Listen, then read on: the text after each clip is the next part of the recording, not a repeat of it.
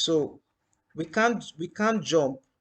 We want to take 10 steps. We cannot jump from the 0 point that we are at to step 10. A journey of 1,000 miles starts with one step. Also, a journey of 10 steps starts with one step. So there's a starting point. Step 1. Look at it. Step 1. Step 1 is what? Starting point. Right? Now, step 10 is our end point. What are we talking about? We are talking about the for loop.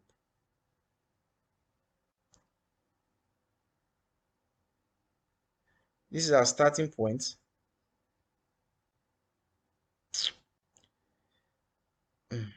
These are starting points.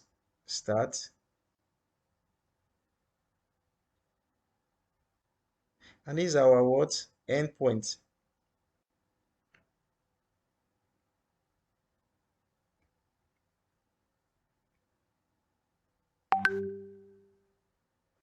And this is our end point. So we are going to start from 1 and end at 10. We are going to start from 1 and end at 10. So how do we do that? Remember we said that the for loop has a particular syntax. Let me quickly bring it out here. I think that's the quickest way I can get it. I don't get to PowerPoints.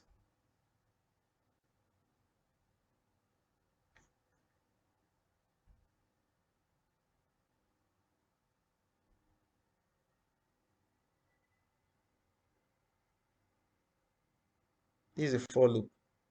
Can you see my screen, people? This is a for loop. Yes. So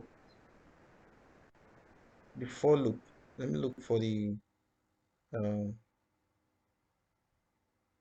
okay. This is how the for loop operates. First, it starts, which is initialization. Initialization. This initialization as blue.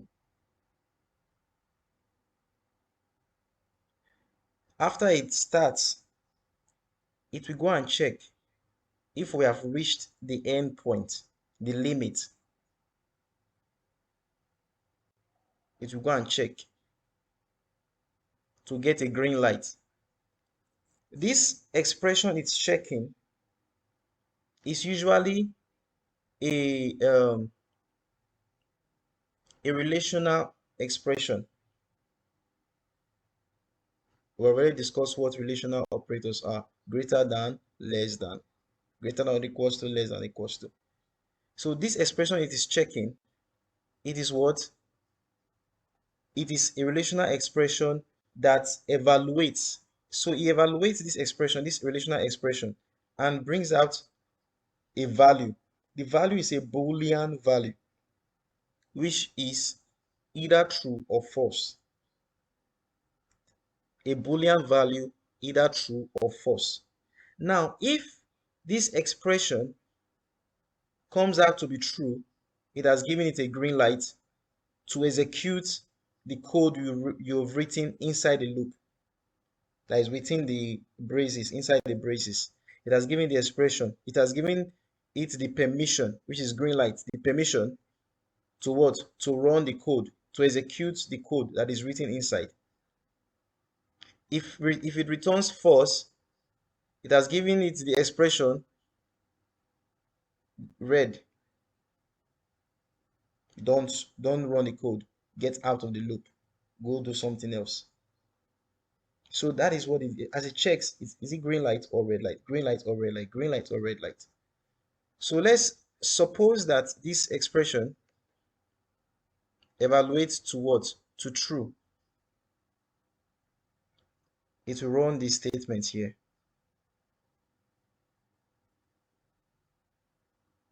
After it has run the statement, remember that particular step is over, right? This particular part of the loop, which is called the update, we take it to the next level.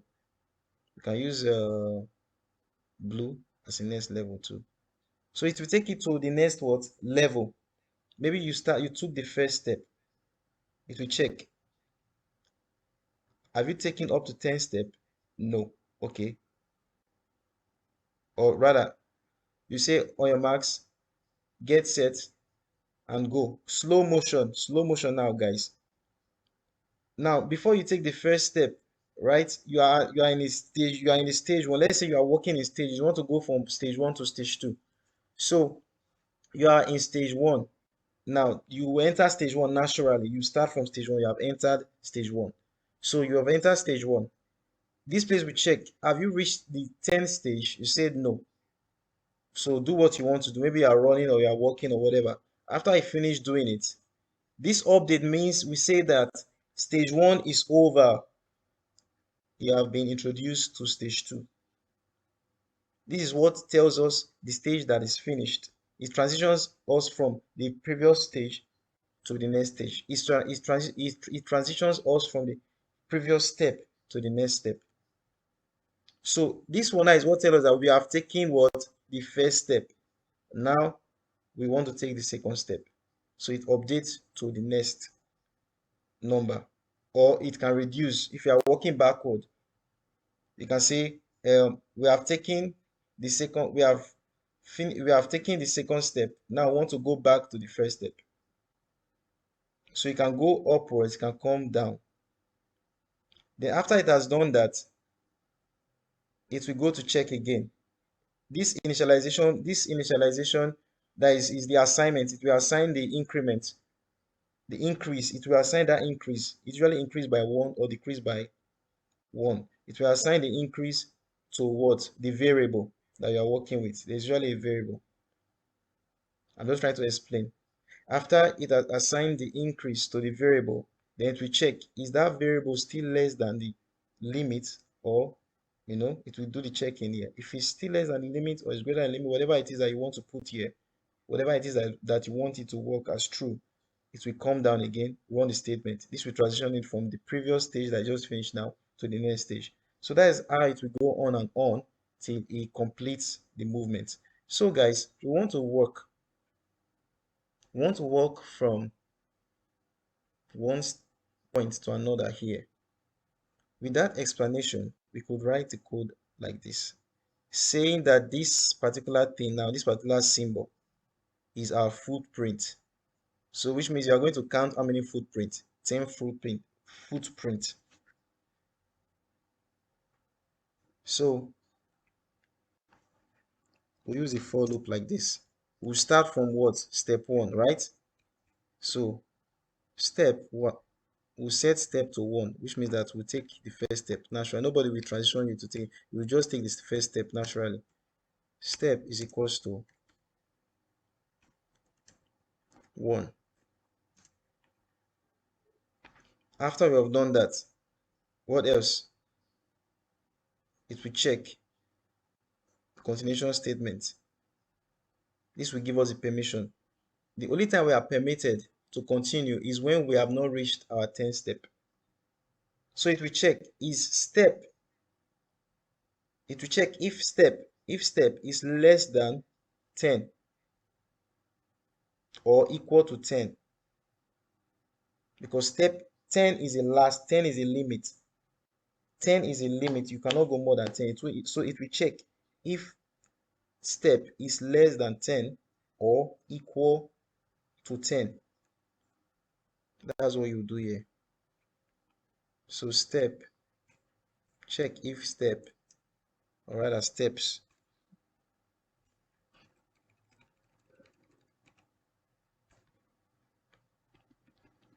check if steps is less than or equal to what? To 10.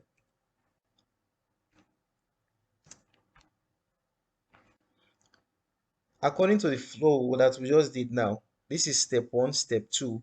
The statement here,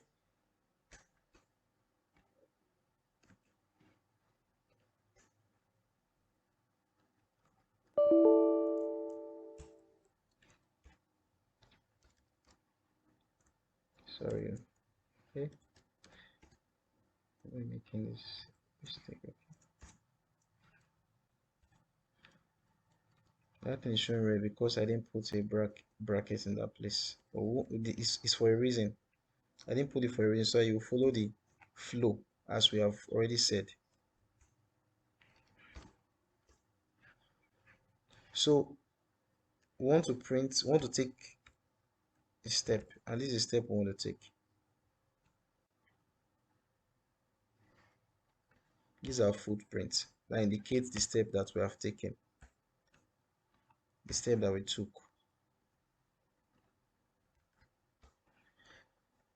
Right? So first of all, you will start from step 1 or step 0, whatever you want it to, wherever you want to start from. Whether you are starting from the beginning or you are starting from the end. If you are starting from the end, this starting point will be 10. And then we'll walk back to 1. If we are starting from the beginning, the first step will be 1 and then walk forward to 10. Now, when you start from the first step, this checker, which is a continuation condition, we check if we have reached the finished line or not. So it will check if steps is less than or equal to 10. So because you have not reached the finish line, you still have to continue to work. So you take your step. This indicates your step. After you have taken your step, the next part of the loop is called the update.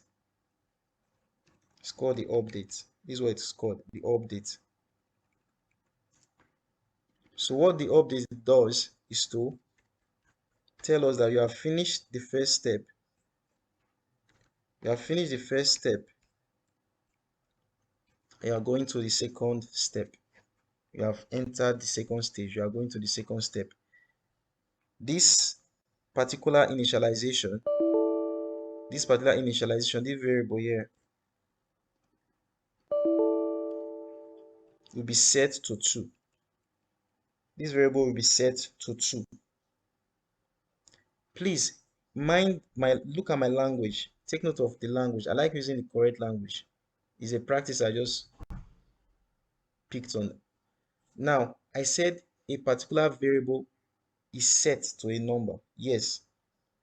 Anytime you are assigning a variable, you are setting that variable just like you set a television station. You are setting that particular variable to that value.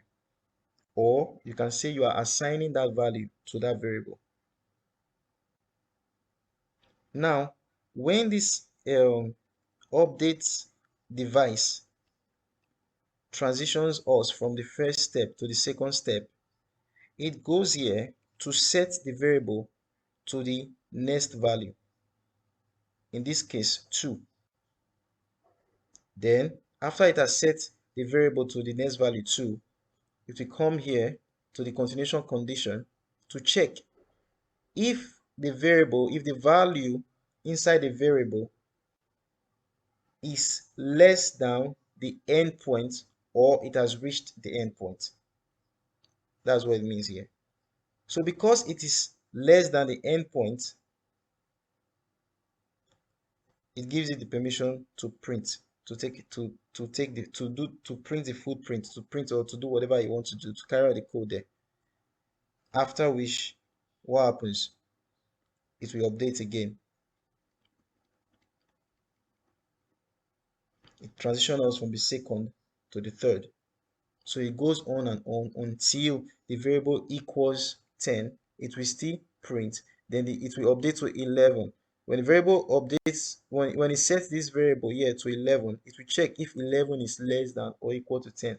So because 11 is not less than 10 and 11 is not equal to 10, it will break out of the loop. So break out of the loop means that it will stop going round in circles. It will break out of these particular braces.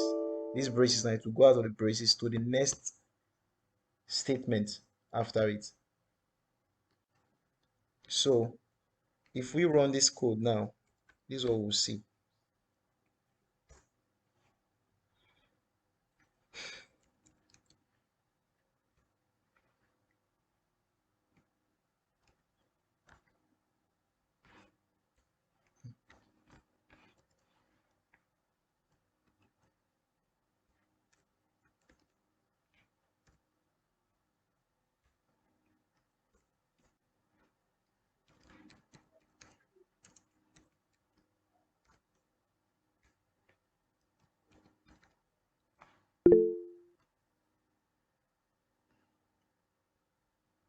Okay, Tosin, you raise the hand. Tosin, you raise the hand. Yeah, sorry. Yes, I just wanted to ask a silly question. Sorry. Um, in this C program, you use printf. So I actually thought you use putsha, but what is the difference between printf and putsha? Okay, I like that question. First of all, the only thing I can say, and then I'll give you an assignment. The only thing I can say is the printf prints to output. The putcar prints to output. To output. Do you understand me? They are both functions that outputs that print Okay. to output. But the way they print to output is different. Now, it's not left for you to do your personal research. You go to Google and ask the question, what is the difference between printf and putcar? You will learn much more than I can tell you. But the starting point is that they print to output, but they print to output differently. A little expo. We said yesterday the putcar prints a single character of a certain type on unsigned car to output. The printf is a function that prints to output in a formatted way. So the printf is much more deeper, much more bigger, much more, robust.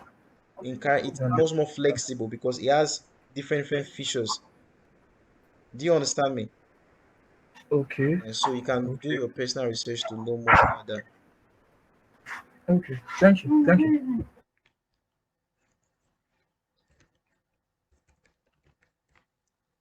So remember, guys, look at what I said. Look at what I said here. Let's don't forget. I said the computer what prints horizontally. If it can continue printing a particular thing infinitely, except if you stop it, if you give it an endpoint. So anything you want to do repeatedly must have an endpoint. There's a beginning and an end. So do a particular task continuously until what something has happened. If it doesn't have an endpoint, there's what we call a break. A break statement. We'll talk about that some other time. A break statement, and it's usually using a while loop to break out of the loop. That is when you think that okay, this is my run infinitely. So a break statement does that. Now we said the computer would print what to output horizontally like this. So we want to take 10 steps that way, that direction to the left, and that's what we do. And that's what we did. If you do not see it, let's make it much more graphical.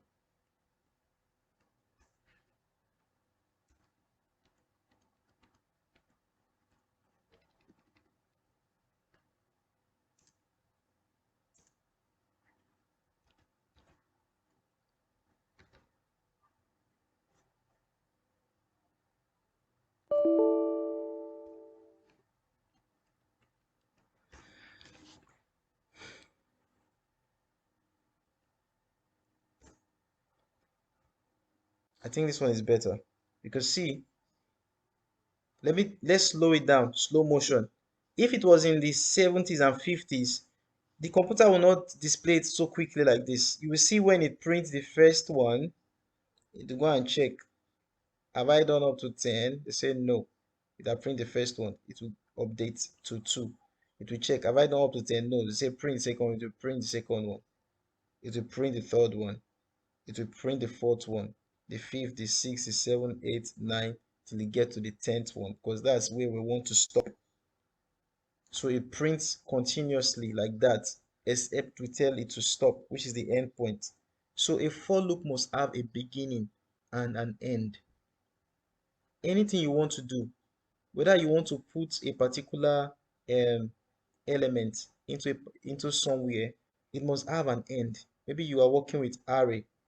For those of us that don't know what an array is an object. It's just like a plate. It's just like a bullet cartridge that you put bullets in. You know, when soldiers or policemen or in those movies, when they want to put a bullet in a cartridge, in a bullet, this thing, where they load the bullets in, they'll put the first one, right? The second one, the third one, the fourth one, the fifth one, like that, until it's filled up, and they will keep it, and they'll put another one again. So anytime they need a bullet, they'll just bring it out. They won't be bringing one bullet out, but they'll bring the entire cartridge out. So that cartridge is an array. That's the same thing here. So if you want to put a particular if you want to put values into your cartridge, which is your array, you can't be doing it by hand. You can do it by hand though, but it's too cumbersome. Because why? Because if you want to put in something like 1 million elements now, you start typing it. There are ways you can input those stuff inside automatically. And that's why you did shell scripting, very important. So if I want to put something into something, first of all, I need to get what I want to put. Maybe it's in a file or something. Then I have to use my shell script to do what? To help me look for the particular entity, the particular thing I want to put in my list, in my arrays, like a list or something. So that shell script will help me to arrange it. Once I arrange it, then I will, if I arrange it and put it in a file, there's a function that I can use with the loop to what? To extract. There's a function I can use to extract what is in that file. And there's another way I can use loops to what? Insert every of those elements from that file into my list in my program. That's how they steal people's password. So let's continue. So guys, any question for this one before we go to the next operation of the for loop? Is it clear? I'm just trying to make it as clear as possible, gently as possible. Is it clear, guys? If it's clear, please raise your hand up. Kayla said yes. Ajayi said yes. Okay. Dari. It's a Dari. Portia left. Oh, maybe network. Okay. No, I'm here. Sorry, I was trying to enable the mic. Sorry. Okay, you Can said, you hear? I was asking if it's clear, if what we have explained is Yes, clear. yes, yes. Wait, I'm following. All right. So now, remember I said that because we are doing one activity, we regard it as what? As what? As one dimension. So we regard it as what? One dimension. Do you understand me? Because we are doing just one activity, it's regarded as one dimension. But if we are doing two things at the same time, maybe they said when you walk one step, when you walk 10 steps in this particular, let me clean this bit to make it clear.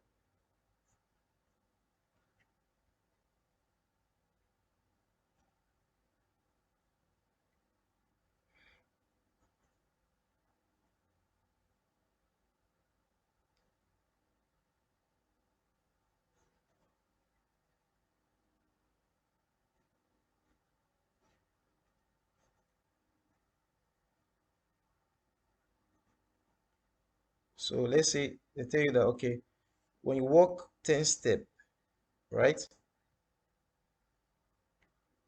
to when you finish walking 10 steps, you come back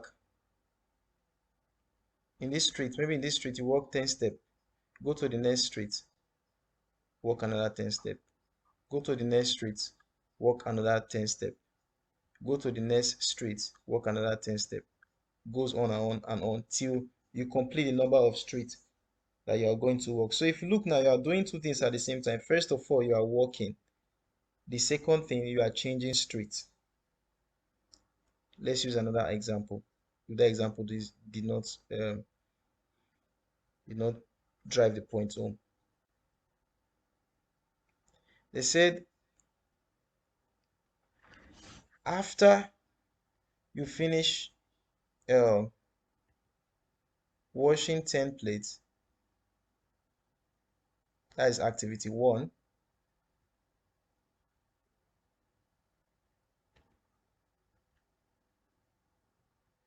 Act one. The second thing in your to-do list is to do what? Is to do 10 push-ups. Act 2. The next thing in your to-do list, that is the third activity, is to do what? To do 10 press-ups. So if you see now, we are doing 10 things, 10 things per activity. Per activity, we are doing 10 things. So we are doing two things at the same time.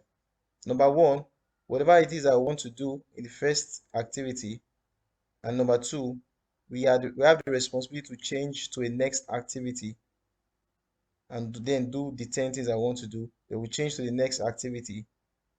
So those are the two things we are doing. The particular thing we are supposed to do after we finish doing it, then we still have the task of changing. Do you understand me? So now that is just how the for loop works. When it comes to the term called nested loop, we are trying to say that we are going to do two activities at the same time. We are going to do two activities at the same time. Remember I said that when you do one activity, it is one dimension. So if you do two activity, it becomes two dimension. So why is it called a nested loop? It is called a nested loop because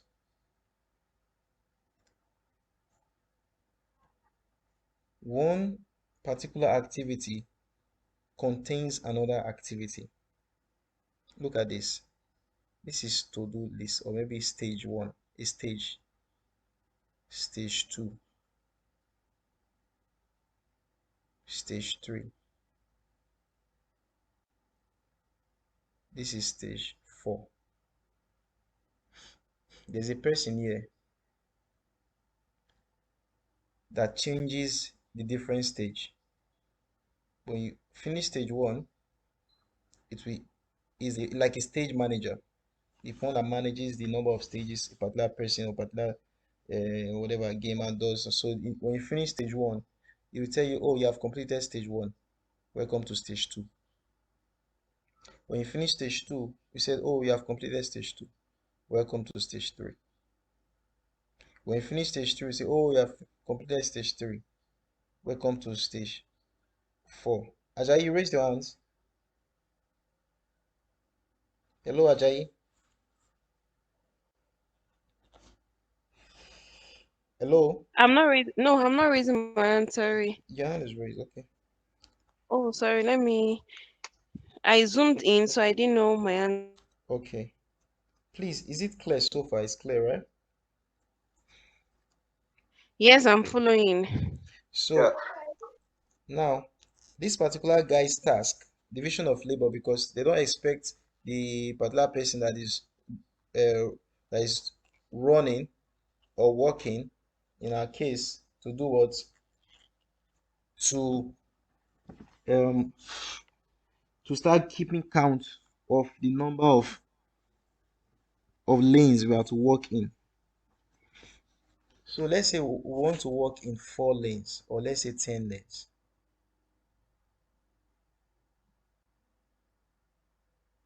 whatever. So they tell you that now, let's use Mr. J. Mr. J, welcome to this competition.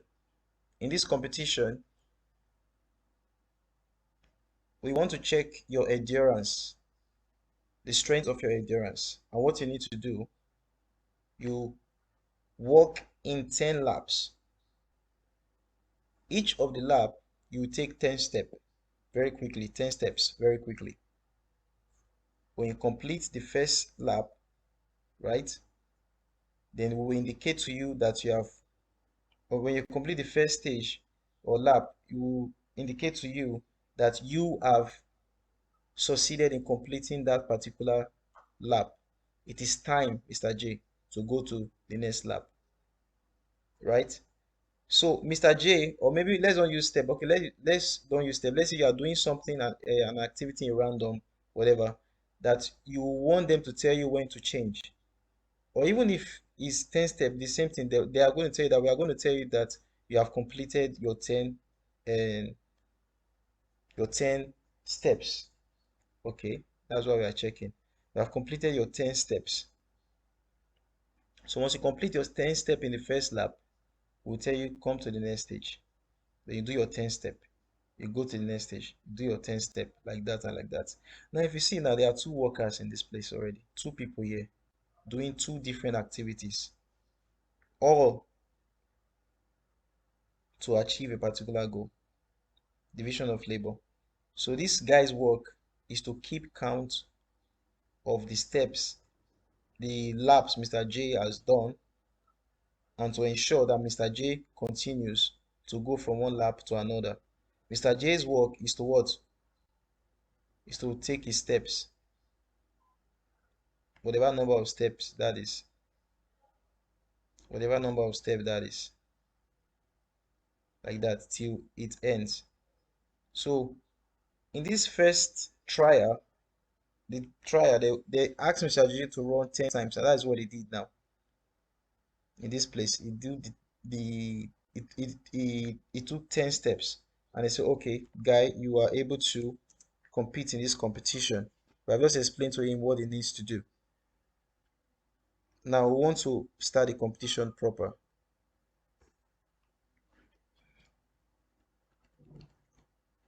So this is Mr. J.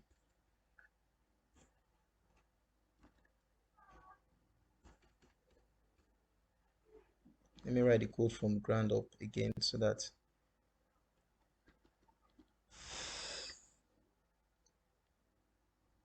to be clear for us.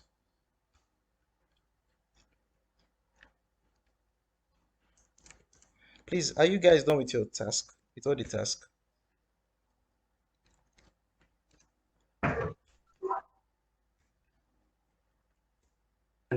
Yes, we are done. All right. So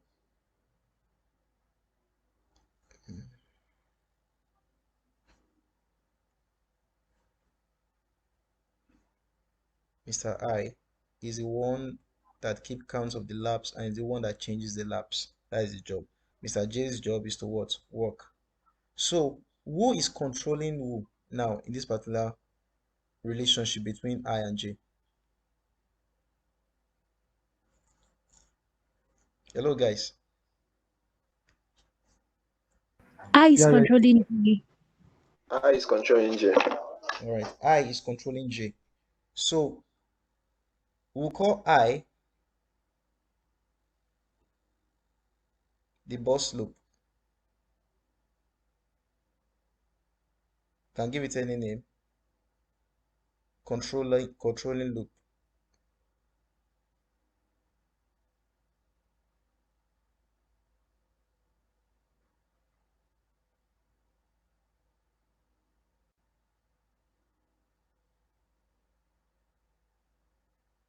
Or you can call it what? The outer loop. In programming terms, they call it the outer loop. I like giving things my own name. It helps my understanding better. So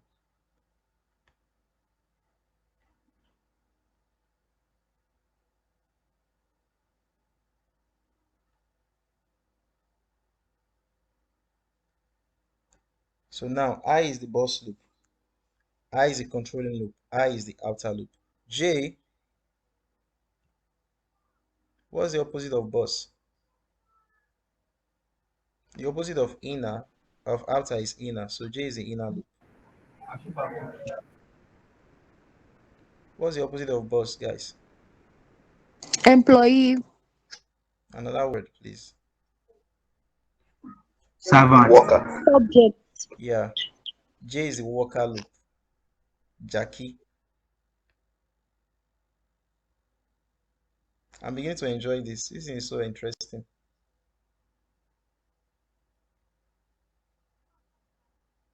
Program is very interesting. I'm telling you, enjoyable when you have a plan actually. So J is the worker, J is the inner loop, J is the controlled, is the masses. Not like your politicians now. I is the politician, J is the masses. So This is civilian. Yes, J is a civilian, ordinary civilian like you. So J is actually the controlled. Why um the this one is what the controller. Story is really nice. So you can see coding is a story, like I said, physical poetry. It's there for you to understand it, but it's a very interesting story. So nice. So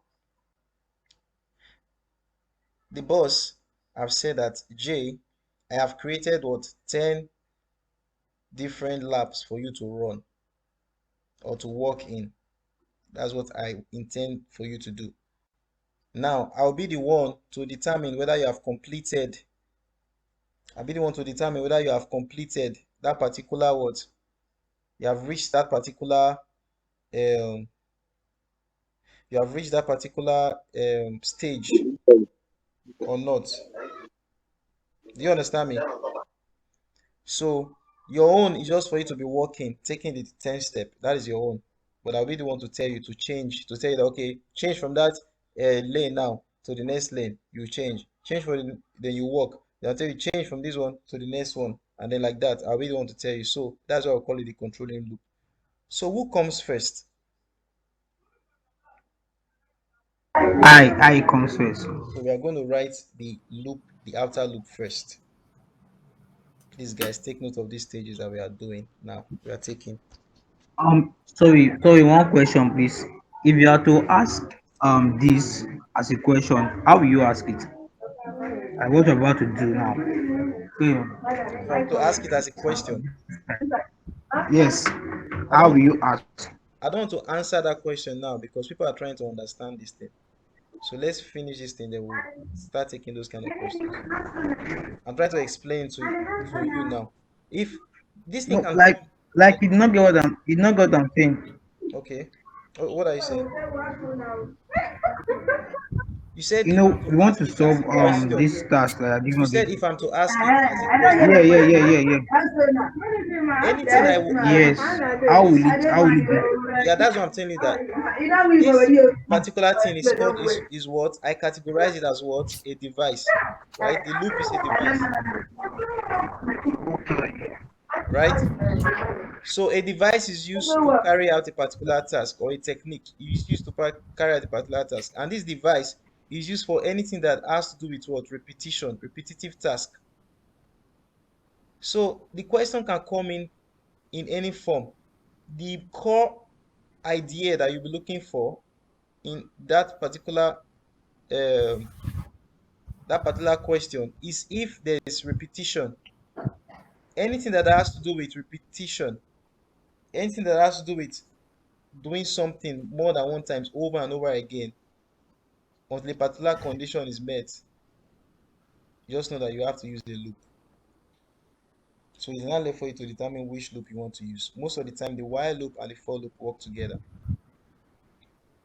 Do you understand me? They work in the same, nearly the same thing. But I prefer the for loop because it's much more flexible. It's much more convenient. So the question, just when they ask you a question, when you encounter an issue, when you face a problem, is there repetition? If there's repetition, loop. If they say write the letters from A to Z, there's repetition. What is repetition? I'm going to write the first letter. I'm going to write the second letter. Look for the action, that action, not the thing that you are, not the elements that they are telling you to write. Is the action. I'm going to write the first letter. I'm going to write the second letter. I'm going to write the third letter. I'm going to write the fourth letter. I'm going to write the fifth letter. Whatever letter it is, we don't care. But you are going to write for the particular number of times. You understand me? So since they say write A to Z, in our for loop, there's a starting point, and then there's a continuation condition that checks if that particular if you have reached the end point. So in letters, when it comes to letters A to Z, the starting point is A, the end point is what? Z. So you already have an idea what you are going to do now. So, but in this case now, the boss is I. I'm explaining to you why it is like that. I know you have done your project, but I'm explaining to you why, that is, I'm explaining to you what you did. Now, this is I, the boss I, this is J, right? Now, J takes instruction from I. Like we already said now, I is the boss loop, I is the controller loop, I is the outer loop, J is the inner loop. I mean, J is the inner loop here, J is the worker loop, J is the control loop. Because why? Why is this one a loop? It's a loop because it does something repeatedly. I is a loop because it changes the stages repeatedly. From stage 1, it will change J to stage 2, it will change J to stage 3. Just like maybe changing from department to department. Now you say, I want this boy, is J. He's a very intelligent boy. I want him to work in all the departments in my company. I have 10 departments, but I want him to have experience in all of them. The 10. The first department, J will work. What does J do? He does whatever he does. Maybe he's a printer, he prints, he works 10 steps, or he does something 10 times. You say, good boy. Let me try him again in the next department. I will change him to the next department.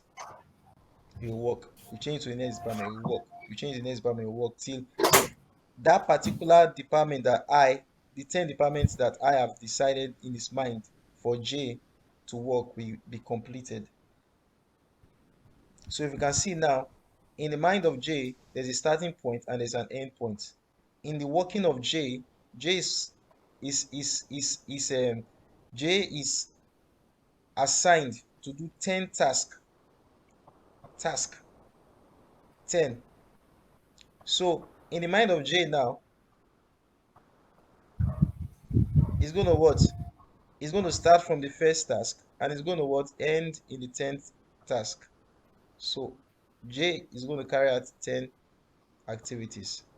I is going to carry out 10 activity, whatever the activity is, from beginning, from the first one to the 10th one. J is going to go from the first one to the 10th one.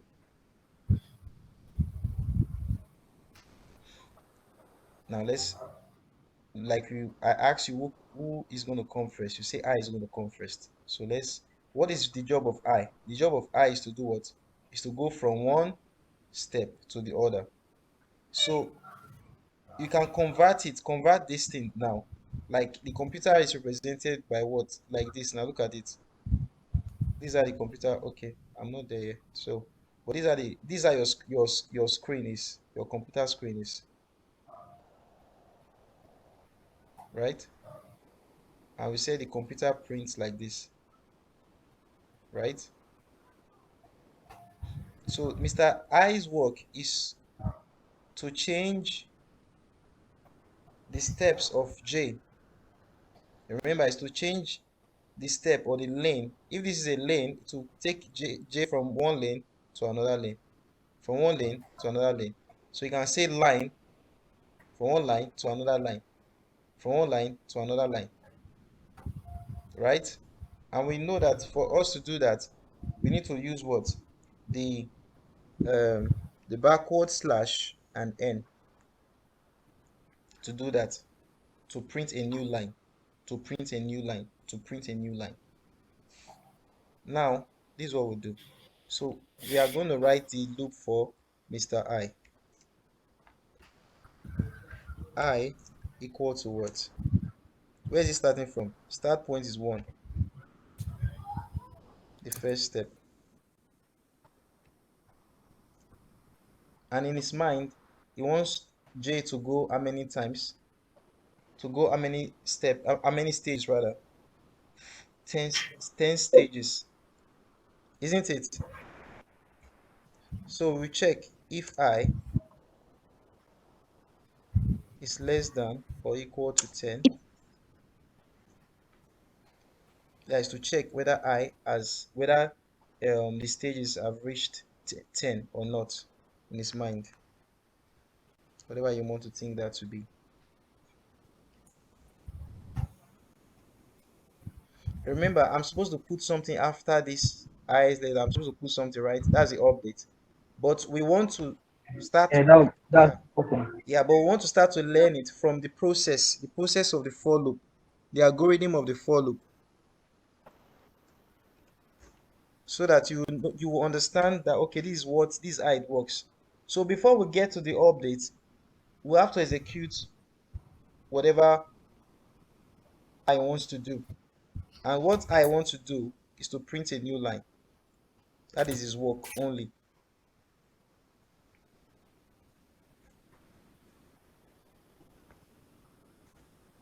Is to print a new line. That is his work only. After I print the first line, because normally it will start from the first, you set I to 1, initialization, starting point. You can call this place, me I call it, in textbook is initialization, but in my thinking, in my understanding, I call this initialization stage is starting point. So it show the movement. It takes the first step, right? And they will check.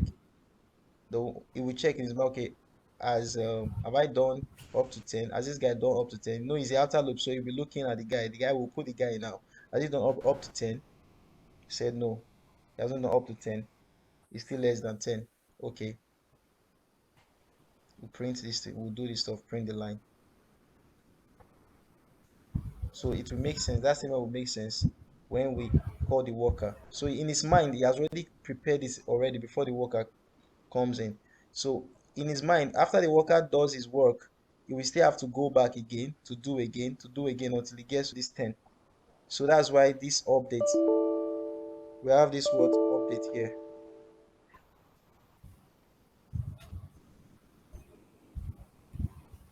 I explained what the update does. I've explained it before. The update transitions you from one stage to another stage, from one line to another line, from one element to another element, whatever activity that you have prepared in your mind to do. Like in this stage now, in this particular example, this guy prints a line. So he has printed the first line, starting from 1. They will check if it's less than or equals to 10, right? It's less than 10. So it's a green light, print a line. So you print a line. After it prints a line, this update, we say, okay, you have printed a line, oh, and what we want you to do is to print 10 lines. So since you have printed the first line, we take you now to print the second line. Or if it's a stage, you have completed the first stage, I'm going to transition you from the first stage to the second stage. So it will update to 2. And then it will set the variable to the next number. In this case, 2. So let's just take it to 1 again. Cover syntax and all of that. So that is that for the outer loop. Now, we want to go to the worker. We want to go to the inner. We want to go to the control loop, which is J. J is expected to take 10 steps per line. That's what his boss wants. So you can see that it's also doing something. It's also doing something, right? 10 times. It's also doing something 10 times. But now, this is where the story gets a little bit mathematical, because no matter the story I want to say, I'm just trying to open your understanding. But I will still have to draw your mind to the fact that we are still doing programming. So there's a relationship between what Mr. I intends to do and what Mr. J intends to do. There's a similarity. Please, who can note the similarity? Who can point it out for us?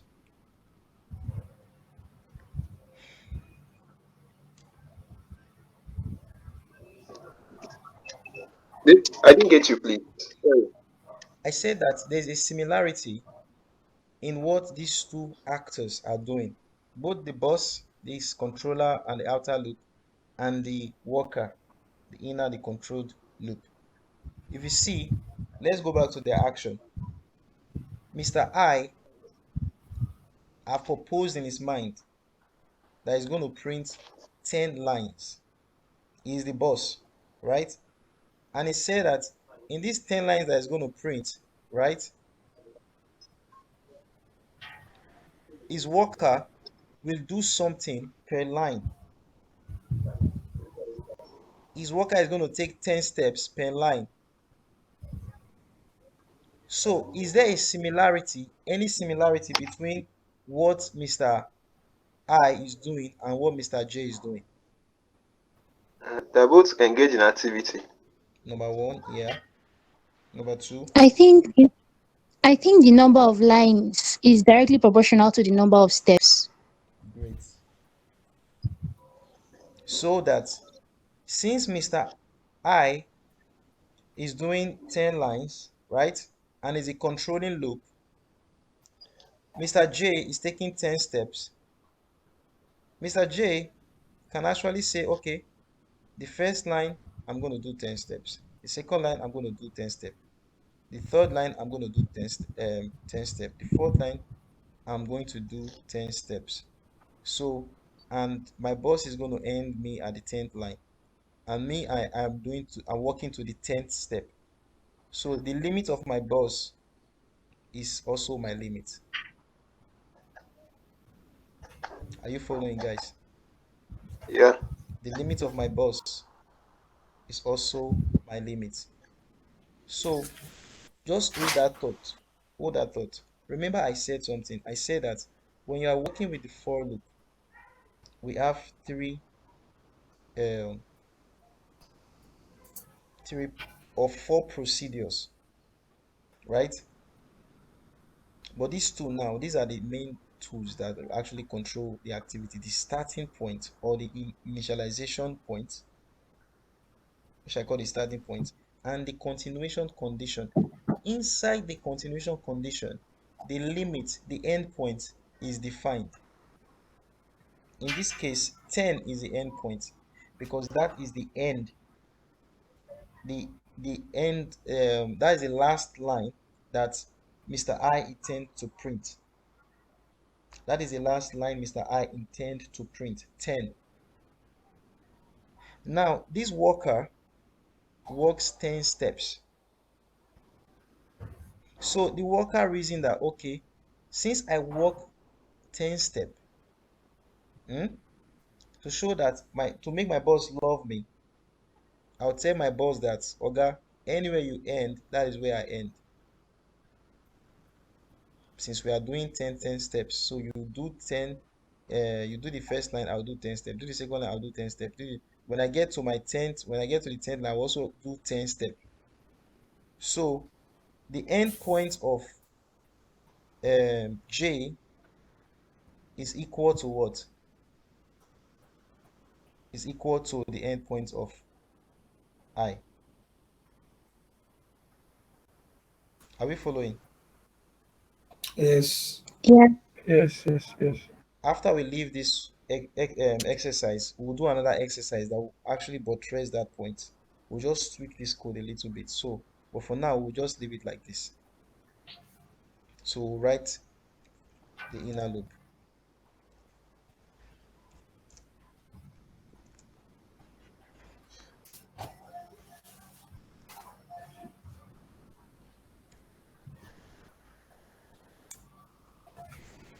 The reason why I did that is so that you take note of that relationship.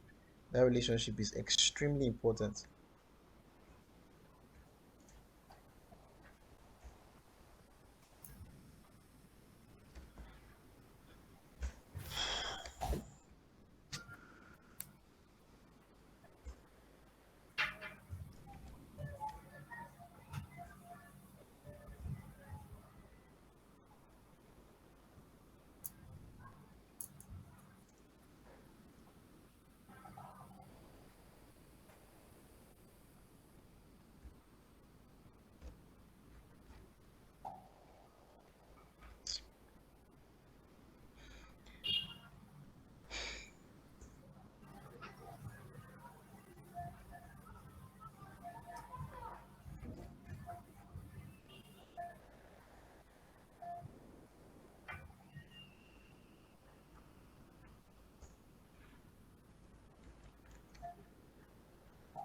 The reason why I'm putting a new line here is, of course, like you all know, so that it's when it's done, it will not attach itself to our expansion there.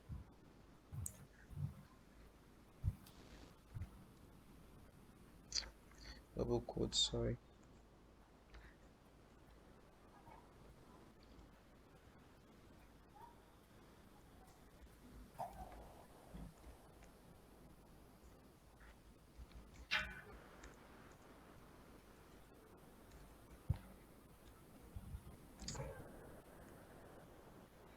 This place is quite dark like yesterday again.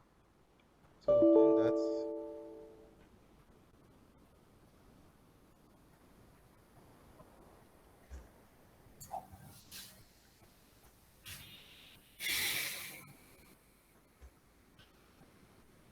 So guys, you can see what we did now. Hello everybody, did you see what we did? Yeah. Yeah, we did. So in each line, there's 10 step. 1, 2, 3, 4, 5, 6, 7, 8, 9, 10. Like that till, it gets this way. So with this idea, imagine what you can do with this idea. I can do a times table.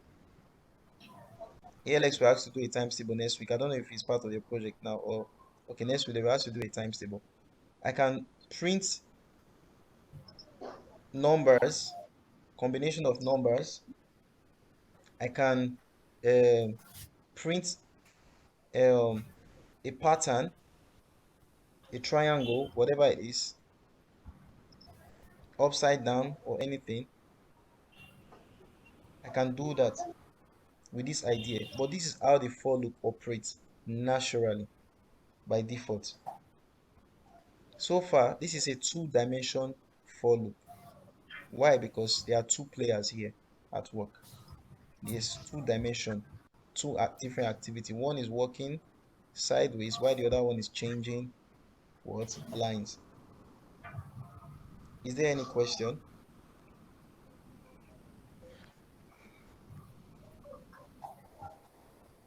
Is there any question, Let's guys? just begin. Yeah, you say what? Let's just summarize it. Okay, let me do a recap, right? Yeah. All right, so we said that a loop is a device that is used to carry out an instruction repeatedly until a particular condition is met. And our focus right now is the for loop. And then we said that the for loop works in four processes: the initialization stage, the continuation condition stage, and then the execution of the instruction within the braces of the loop, then the update. The initialization stage, which I call the starting point, is where you start, where you set your variable to the starting value. A continuation condition is an is a stage where the computer evaluates if the variable meets a particular condition. If the variable meets a particular condition, which is also called a continuation condition, like you see here. Now, this particular expression checks to see if the since you are doing if the since you are doing a repetitive task, if you have reached the end point of the task, if you have reached the end point of the task. So inside this continuation condition, the end point of the task is defined, just like we did in our code here. The end point is 10 in this case as regards to the lines. So it checks if it has reached the end point. Now, if it has not reached the end point, it evaluates to what? To true. So that the statement inside the braces will be what? Will be executed. Now, after the statement within the braces has been executed, what happens is that what? It updates. There's an update. This update transitions you to the next stage. It's telling the computer that okay, you have finished this particular stage, maybe the first stage. Now I'm taking you to the what? Second stage. When it updates, it increments or decrements, depending on what you want to do. It can go up or go down. So if it updates, it will come back to this initialization stage to set the value of the variable to the new value. In this case, 2. Maybe you have done this first stage, stage 2. It will set it to 2. Then it will come back to the continuation condition to evaluate if 2 is less than or equal to 10. That is, if you have reached the tenth point, if you have reached the 10th line, or you have taken the 10th step. If true, it will give you a green light. I mean, if you have not reached it, that is, if it's less than 10, if it evaluates to true, it will what? Execute the statement. After executing, it updates, transitioning into the next what stage, like that. So that is how it continues and continues until this condition is met. So in this situation, in this particular exercise or example, where is it?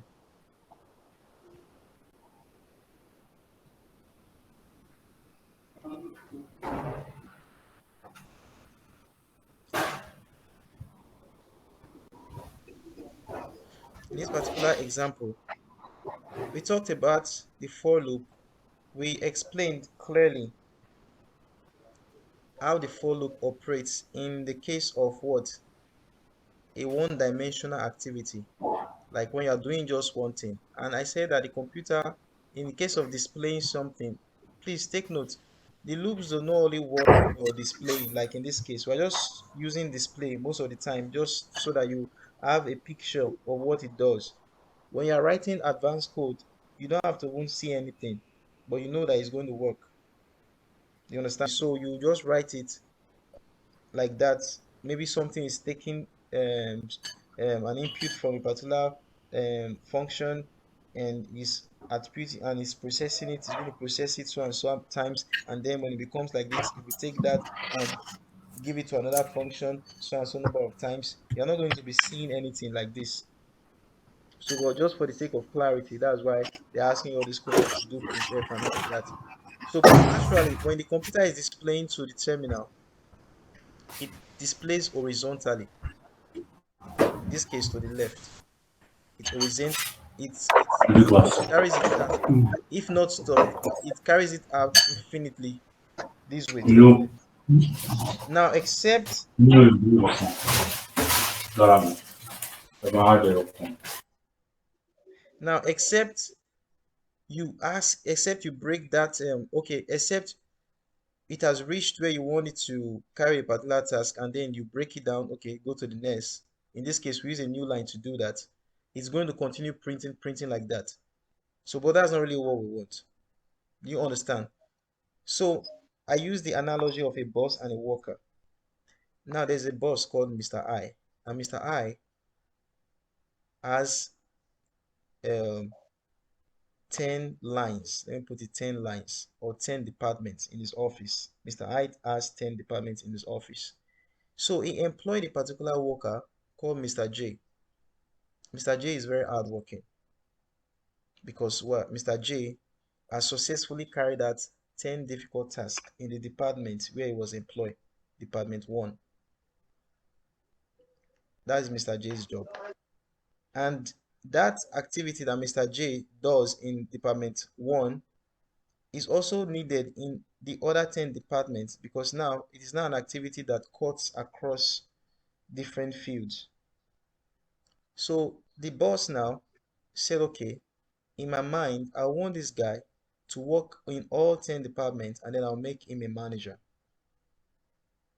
So he tell Mr. I, do what you do in this Department 1. Mr. I goes on, carry out task 1, task 2, task 3, to the 10th. He comes in and say, Mr. J, do what you do in Department 2. He does that, 2, 3, like that. Do what you do in Mr. What, in Department what? Department 3. He does that to the end. Do what you do in department 4, it does that to the end. Do what you do in department 5, it does that to the end. Till it gets to the 10th department. And then Mr. I said this guy is indeed a material. He has completed the whole thing and I will make him a manager. So if you look closely into the activities that were being done, Mr. J's activity was to carry out 10 tasks per department. Mr. I's activity is to transition Mr. J from one department to another till he gets to the 10th department. So we represented this in code. That's what we did here. So we called Mr. I the boss, the controller, or the outer. Mr. I is a loop because it does something repeatedly. It transitions from one department to another, it kept on transitioning till it gets to the last department. So that is why we call it the outer loop, the boss loop, or the controller loop. Now, Mr. J is the inner loop. Mr. J is the inner loop, and this is what it does. It does what it does, just do 10 tasks, and that was all. And that's what we did here. So the outer loop comes first because it's a controlling loop. So we wrote the first loop first. Like we said, you have a starting point, a continuation condition to check if you have reached the end point. You execute. In this case, the outer loop is printing. That's why this print here, F is here. And then you update. Then the second loop here, which is the inner loop, has a starting point, the end point where they check the continuation condition, and then this is what it prints, hash. And they will made mention that the endpoint of J is the same endpoint with I, so they are related, right? But if we change this now, to something else, it's going to create something else.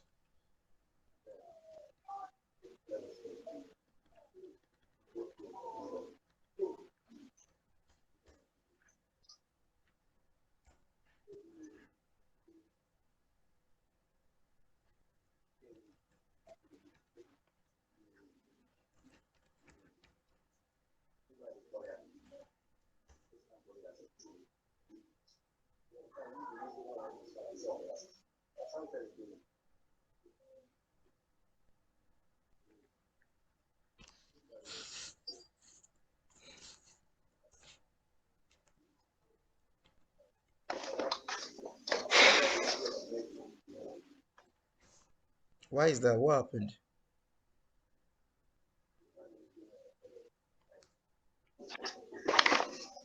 What happened, guys?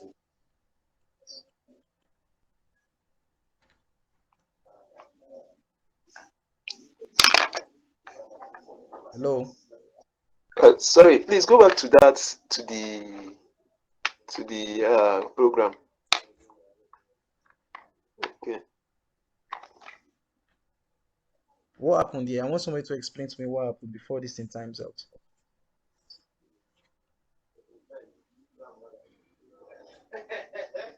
Okay. I think what's happened there is that you changed the thing that J Don't what I stop using this thing. Change what? huh? You said this thing. What is this thing? Say it. You have to say it. If you don't say it, you have not understood it. Okay, yeah. You change the value of 10 to high. That means that The value of n. yes, no, yes, you change the value of 10 to high. That Okay. is J is less than or equal to high. Yeah. So what does that mean? What does that mean? That means that for every value of J, that means that every value of J No, from my equal to high. explanation. No, from my explanation now. Because you're trying to get it from maybe a different experience. But from my explanation, what does it mean? We are talking about that in the continuation condition, the continuation condition does not only check if you have reached the endpoint, if Mr. J has reached the endpoint, but it also defines the endpoint. Now, when I change this thing to I, what this means is that we are the continuation, the endpoint of J is actually equal to what? The Wherever endpoint I of is. time. No, not the endpoint of O- I. Wherever okay. I is. That is the point. At that the point where there Oh, is, oh, yeah, oh, oh, the oh, point of oh, I. Do oh, you understand oh. me? So when I is Yes, equals to 1, you will check now when J is equals to 1, right? So this checker will yes, check here. If J less than or equals to I, J is equals to I. Look at it. So it will print. Now remember, it will update, right, to 2, right? yes, So when it yes. updates to 2 and set this thing to 2, it will check is J less than or equals to I. In this case, is it true or false? History is going to print another line. It's not Okay. true. It's not true. Because why? J is now 2, but I is still 1. One. Are you seeing that? So in this first operation, in this first line, J will only print hash once. Then it will break out. Then I will update to 2. So when it comes back to this loop, I now is now 2, right? So Yes, J, we start from the first step again. Now remember we are in step 2 in I, we are now in line 2. So J, which we start to check, is J less than or equals to I? You see, what? Is it true or false?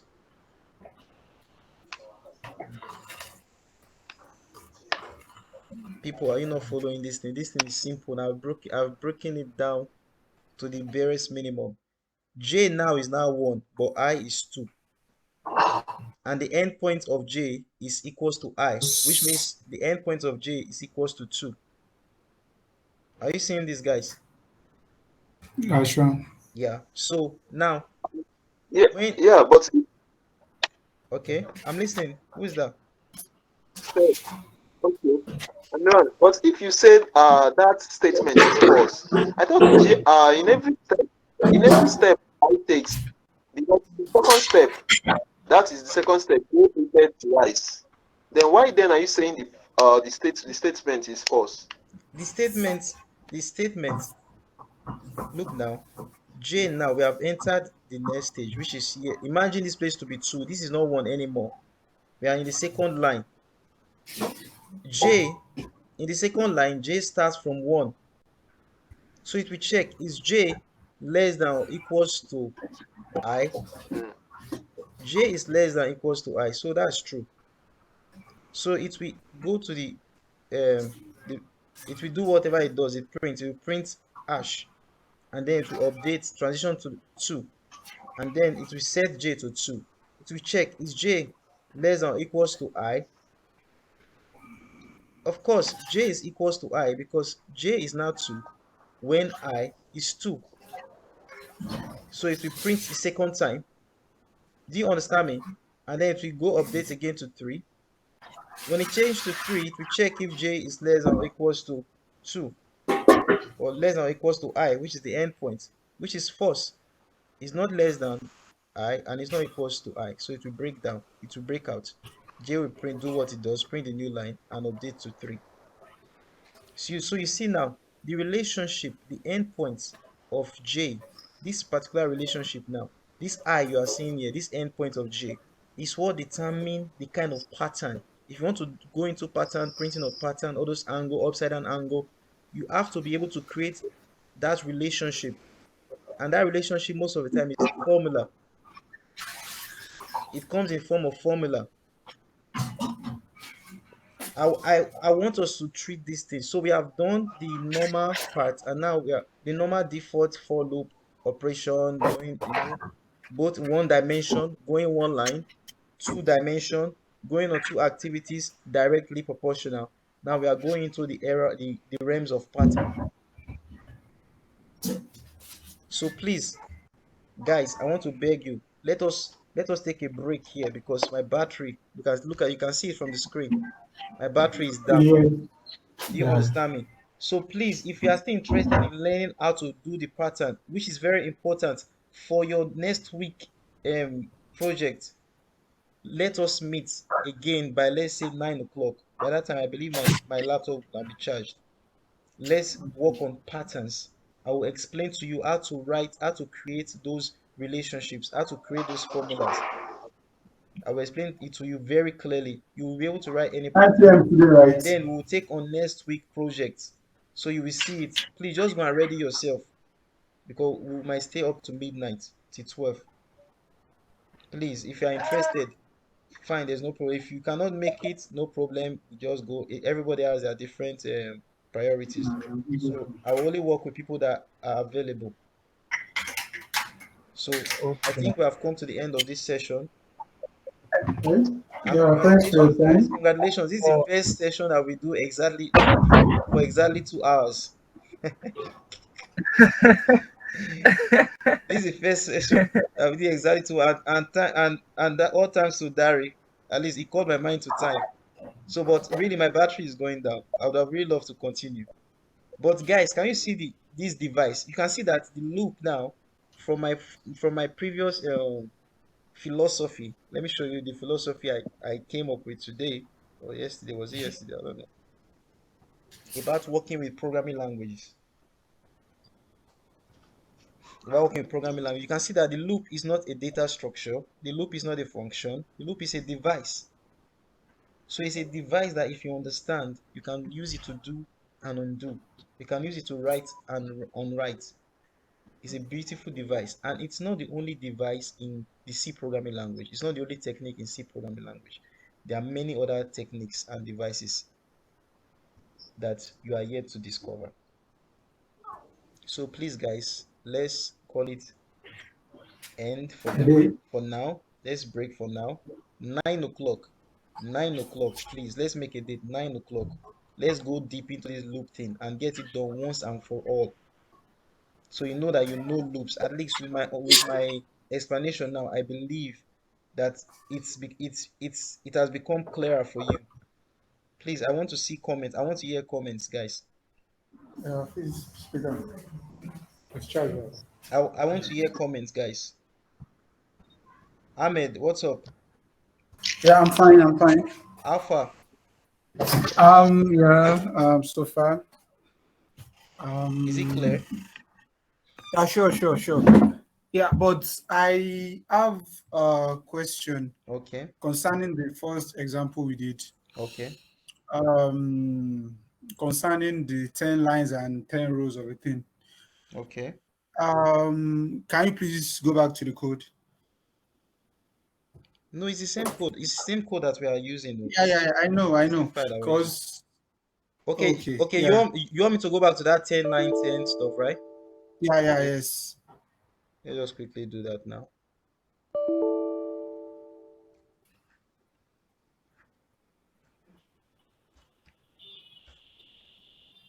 Okay. Yeah. Let's say, because according to the way you like explained to us, you said for okay, like you said you said the outer loop controls